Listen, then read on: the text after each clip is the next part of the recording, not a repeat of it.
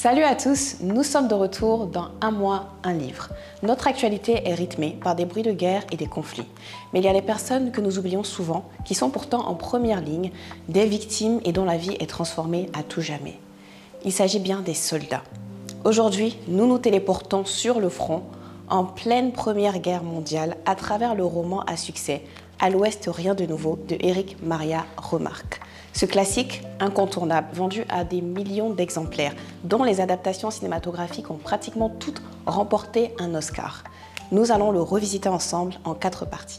Tout d'abord, nous apprenons beaucoup sur le quotidien des soldats sur le front, à travers les yeux de notre personnage principal, en la personne de Paul Baumer et de sa bande de camarades. C'est une bande d'amis qui se sont rencontrés au lycée à seulement 19 ans et ont décidé de s'enrôler, ou plutôt ont été un peu poussés par leur professeur, à aller défendre leur patrie, l'Allemagne, pendant la guerre. C'est ainsi qu'ils se retrouvent sur le front, confrontés chaque jour et chaque nuit à des atrocités indescriptibles et tout simplement à côtoyer la mort.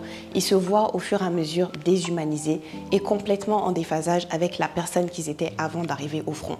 Ils se sentent également beaucoup plus loin de leur famille, des réalités des civils et se demandent de quoi sera fait leur lendemain.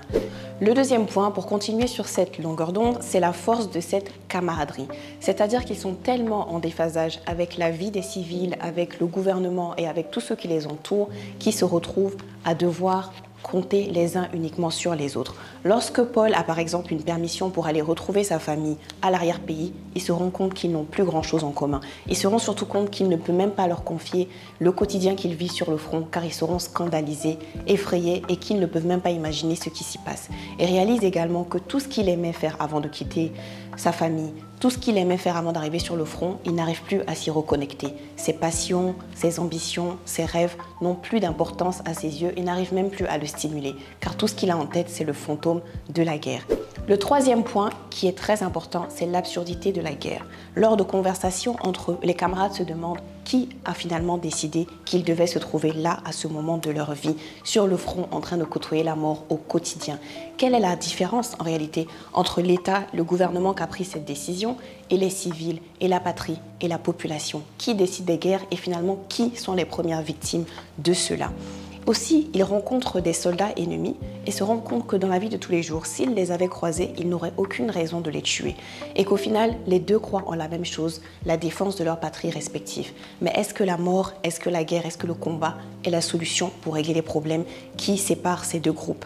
Non, ils ne le pensent pas. Et ils se demandent donc pourquoi est-ce qu'ils ont été ceux qui ont été choisis et sacrifiés pour pouvoir justifier la guerre dirigée et commandée par des personnes enfermés dans leur bureau, au final, bien loin des réalités et de la mort que côtoient ces pauvres soldats.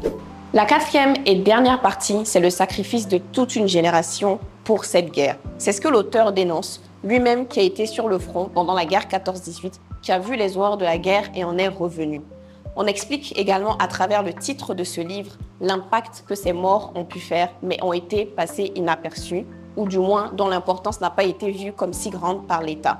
Car lorsque notre personnage principal, Paul Baumer, rend son dernier souffle, l'état-major allemand, qui fait le bilan de cette journée, à travers son communiqué, écrira « À l'Ouest, rien de nouveau ».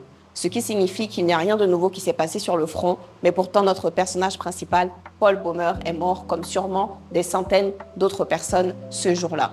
Pour conclure, je tiens quand même à préciser que notre auteur, Éric Maria Remarque, a été sur le front, c'est vrai, a été également épinglé de pacifistes et de personnes qui allaient à l'encontre de la propagande du régime. Il a aussi vu ses livres être censurés en Allemagne nazie et être également victime d'autodafé, donc brûlés publiquement. Car pour le gouvernement, il allait à l'encontre de leur propagande et surtout ne glorifiait pas la guerre comme ils auraient aimé. Il faut aussi noter qu'en dépit de cette opposition, le livre a rencontré un très grand succès, car il permettait de mettre en lumière ces soldats dont on parlait peu, les atrocités qu'ils vivaient au quotidien et leurs sacrifices. Il a permis également de mettre en avant la difficile réinsertion de beaucoup d'entre eux dans la société suite à la guerre qu'ils avaient combattue. Nous vous attendons en commentaire impatiemment pour avoir vos avis sur les questions discutées aujourd'hui. Et surtout, nous vous annonçons que nous lançons un jeu concours pour gagner des goodies surprises du Goethe Institut et des tickets de cinéma Majestic. Le commentaire qui sera tiré au sort sur Instagram et sur Facebook permettra à 2 vainqueurs de les remporter.